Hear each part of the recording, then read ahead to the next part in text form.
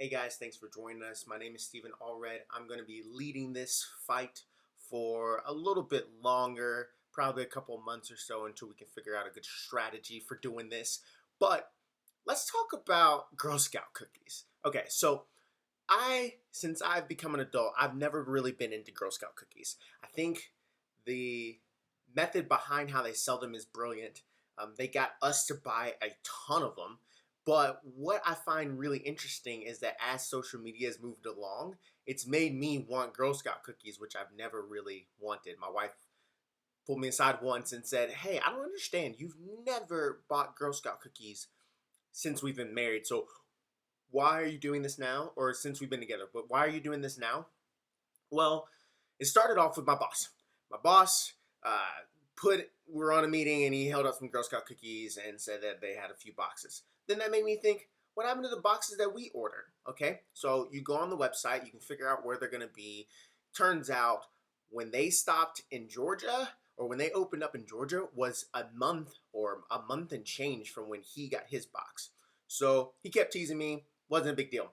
Then other people started popping up in my Facebook news feed. Girl Scout cookies this, Girl Scout cookies that. So then I started to, where can I get them? Where can I get these Girl Scout cookies? They have to be somewhere around here. I have to find them. Again, doesn't come out until I think March or February, sometime late in February, early March. Finally, they come out, they release in Atlanta, and my wife and I go crazy. We're on a no sugar diet except for Girl Scout cookies. That's how crucial this thing was, all right? So when you look at it, you might be thinking, okay, this is kind of weird. Why are we talking about this on a YouTube channel? But why I think it's so perfect is because social media plus scarcity plus a time frame, so that app or website that tells you when they're going to be around, turned our family or our household into like these Girl Scout cookie monsters. It was ridiculous. We spent, not only that, but they're now $4 a box. So we spent a lot of money from going from zero to getting, gosh, I can't remember how many boxes we got, but we got a ton of boxes, and now we're saving them for later because it's only once a year, and we're also savoring it because it's the only sweet that we decided that we would be able to eat.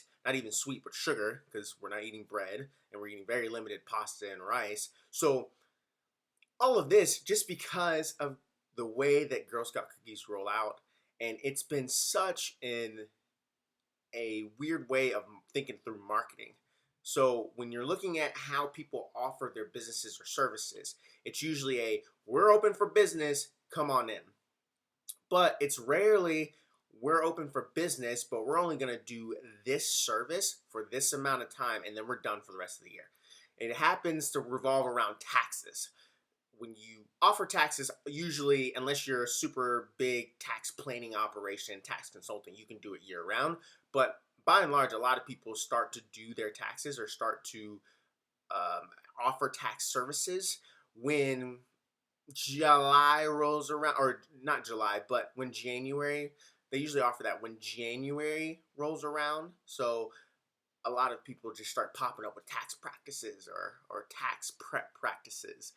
And so what I love about that is that it's only from January to a little after April, if they're not the heavy duty CPA type of consultations or companies. So what strikes me as very, very intriguing is that most people don't operate that way. Most people don't say, hey, I'm going to offer a plumbing service, but for the month of July, August, and September, guess what?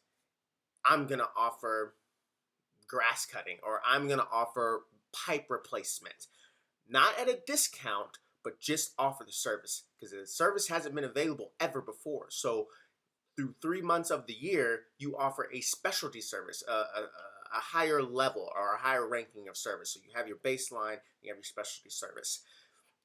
The funny thing about it is that that would not necessarily bring you in new customers from just offering the service, but what it might do is make your existing customers level up for those few months, and it may make word of mouth travel so they become waving fans on this particular new service. And that's why the Girl Scout cookie model kind of works. Now they don't like it's not a sense that they offer a lower cookie level and they offer like a supreme cookie level for like a month, but it's that same mentality of scarcity plus kind of the raving fan base that happens with Girl Scout cookies. You know, it's on Instagram. I saw it on Snapchat, people posting it. So you have this raving fan mentality of it, but you also have the scarcity of it in a time frame. So I'm just thinking, hey, why don't I do a YouTube chat or a YouTube video on how people can shift their business models a little bit, not drastically, but just to add a specialty service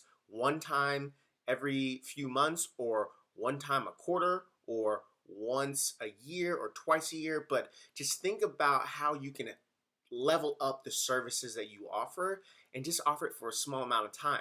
Maybe offer it for free or at discount if one of your current or existing customers are bringing in a new person. So almost like a referral discount, but just for the service, not for all the services, just for this service.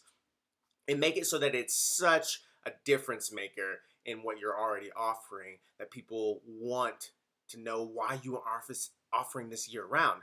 Because what that does is that once you get a high enough adoption rate and people are willing to pay for this extra service, you can then just slide it into your normal service model. And that's a way of validating and also pre-selling the service, so you already have people hooked and raving fans. And then once you just combine it with your already reputable service offering, then you can just turn out a new service. So it then becomes a year-round thing instead of a few months thing, because you're at capacity and you like to offer it to more people. And then you add on another service a few years after that. Take time, build a new one that's innovative, but also practical and also realistic and value added. Don't come up with a service that does not help anyone either save time or make their life better. Just don't do it.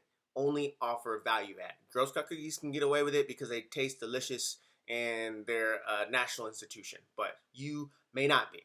Depends on one, if you're cooking things. If you're not cooking things, it probably doesn't taste delicious. So go ahead and just try and toy with this idea of creating raving fans through scarcity and the value add. Combine those together, all three of them, and you might have a good product on your hands. You might have a good marketing strategy to get people through the door and get clients to sign on the dotted line. Thanks, guys. This is a little longer than I wanted it to be, but I just kind of started ranting and raving. I'm excited for you guys to join. I'm excited to hopefully post a few more videos and see what we can go from here, because I really think that we can provide educational content. I really believe that we can provide a different lens of how to look through business and relationships and even romance topics. You might have, fashion people come on. We don't know. We don't know what's happening. But, right out of the gate, I really believe that this could be something that can be a platform to leverage thought leaders and offer free education for people who want to take the time to view. So thank you so much. Have a good week.